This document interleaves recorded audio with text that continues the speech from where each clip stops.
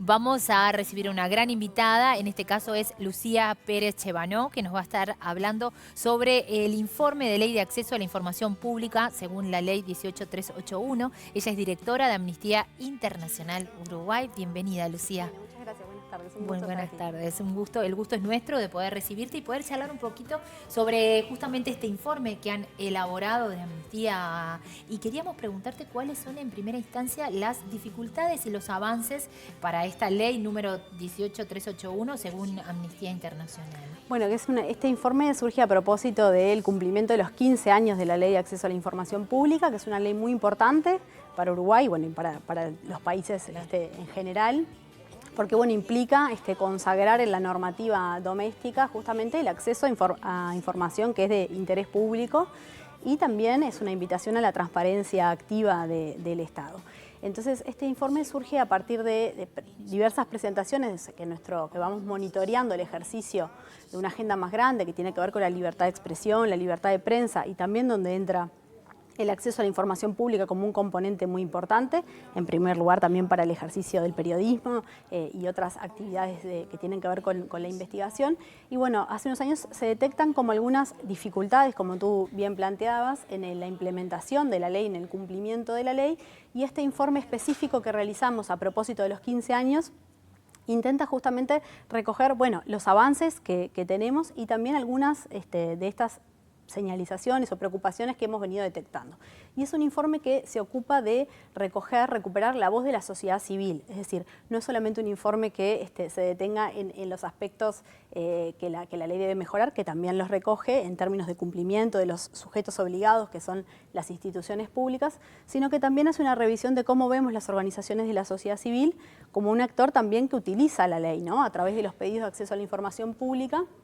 Bueno, cómo ha sido el recorrido de las organizaciones en estos años y cuáles han sido los beneficios y las cuestiones positivas y también aquellas que son negativas. Lo que sí es importante decir es que esta ley, como decíamos, es fundamental, en primer lugar porque acceder a información que es de interés público y que afecta a la vida de las personas en distintas áreas de la vida cotidiana es un derecho, y en segundo lugar porque es una herramienta muy importante para el trabajo de organizaciones como Amnistía Internacional, que nos dedicamos a la investigación sobre temas de derechos humanos, que tiene un objetivo de incidencia, es decir, elaboración de diagnósticos sobre aquellas áreas que tienen problemas, justamente para poder orientar y hacer recomendaciones a la política pública.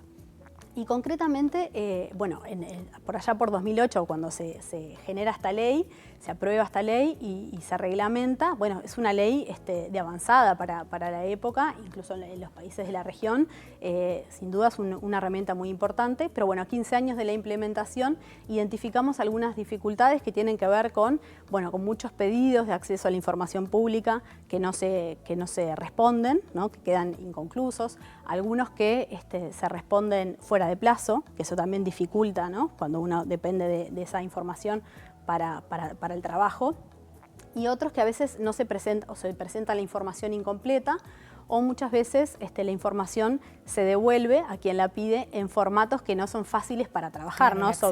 Exacto. Sobre todo cuando estamos trabajando con datos estadísticos, o hay algunos ejemplos que se recogen en este informe de que a veces está la voluntad de presentar la información, pero se recogen una serie de links, de accesos en un documento que está escaneado en PDF. Entonces ahí hay que, ¿no? Por ejemplo, digitalizar cada una del código que está en ese link.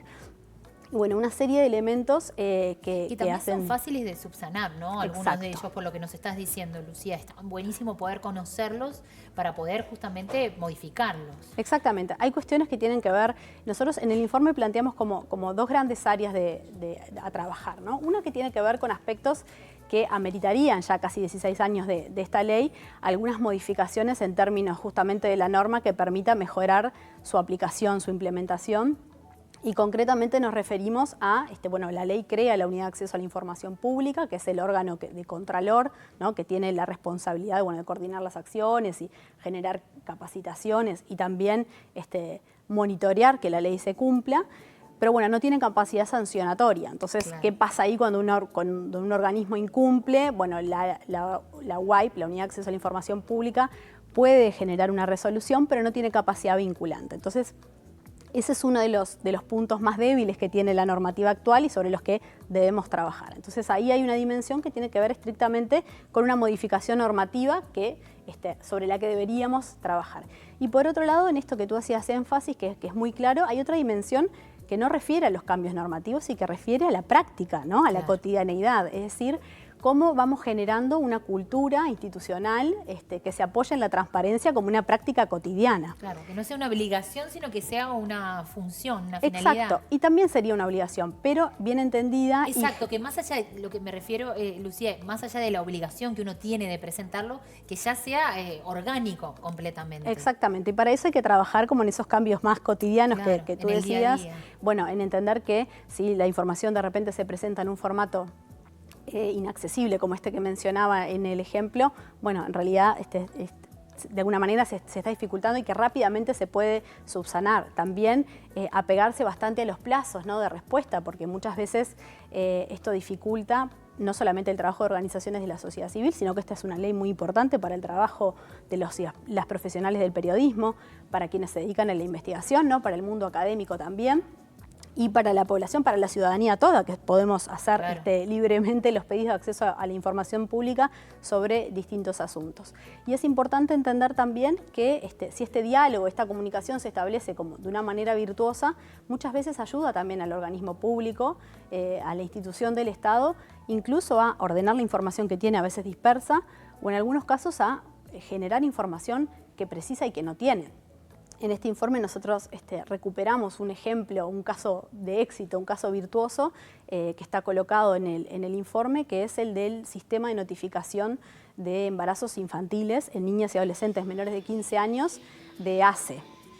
En realidad nosotros trabajamos en una campaña ya hace muchos años que se llama Niñas No Madres, que intenta poner luz sobre el embarazo infantil en nuestro país, y que este es un asunto también que lo trasciende a Uruguay, es una problemática de la región, y que de alguna manera veníamos colocando esto de, bueno, darle visibilidad, que no es lo mismo un embarazo en una menor de 15 años que, ¿no?, en un adolescente, y las problemáticas que se articulan allí.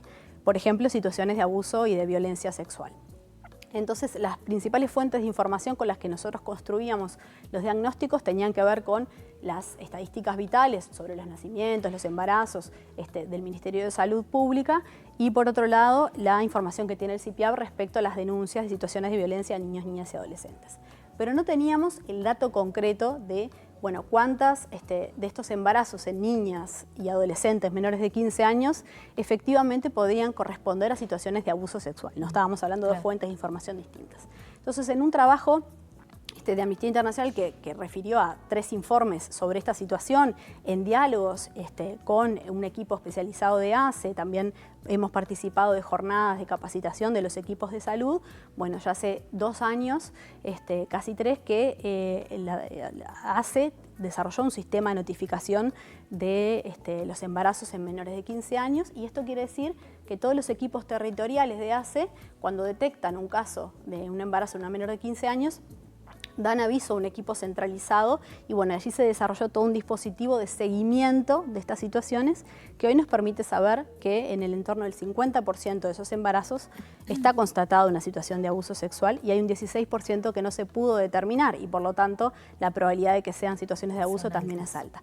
Pero quiero siempre subrayar este ejemplo porque es un caso virtuoso de cuando ese diálogo entre quienes piden la información, que es para generar justamente diagnósticos sobre problemas que nos ocupan o que deberían ocuparnos como sociedad, de alguna manera en ese intercambio virtuoso de entender bueno, cuál es la información que tenemos, cuál es la información que está faltando, y cuando hay disposición también y se entiende bien este diálogo entre las organizaciones de la sociedad civil y los organismos públicos, bueno, aparecen casos como que nos permiten tener una mejor comprensión sobre un problema que es grave, y eso también deriva en mejores acciones para atender esa situación. Y eso es importante. Yo lo que te quiero también preguntar, Lucía, es cómo está, hablábamos del 2008, que es cuando se habilita esta ley en nuestro país, ¿cómo está Uruguay? respecto a esta misma ley de acceso a la información pública en lo que refiere a nivel internacional, con otros países y sobre todo de la región. Sí, bueno, como te decía, en el momento en el que se generó la ley también fue un momento importante de vanguardia para Uruguay en estos temas en general, en temas vinculados a los estándares internacionales. Uruguay es un país que tiene un perfil apegado a los estándares internacionales. Eso no significa que no tenga dificultades a veces para el cumplimiento, pero en términos generales, y esta ley también lo demuestra en ese sentido. Hubo unos años antes de esta ley una sentencia de la Corte Interamericana de Derechos Humanos en un caso de pedido de acceso a la información pública en Chile, que marcó precedente y que también a través del sistema interamericano impulsó una ley modelo vinculada al acceso a la información pública, y que eso, bueno, tuvo una cierta resonancia en la región. Así que sí, podemos decir que en ese sentido Uruguay tenemos la suerte de haber tenido una ley tempranamente, y eso también nos permite, bueno, que hayan transcurrido casi 16 años y mirar, como en el ejercicio de cualquier legislación, bueno, los puntos fuertes que tenemos y los que tenemos para apoyar, y también aquellas zonas que requieren algunas modificaciones para mejorar. Como tú decías, estrictamente en lo normativo, pero sobre todo hay muchas cosas para hacer en cuanto a generación de capacidades y generar este espacio de entendimiento para un diálogo que construya algo más fluido para acceder a la información y la transparencia del Estado. Que eso es lo más importante. Gracias, Lucía, por acompañarnos y por traernos un resumen de este informe a propósito de esta ley que decíamos es la 18.381. Gracias nuevamente. Gracias a ustedes.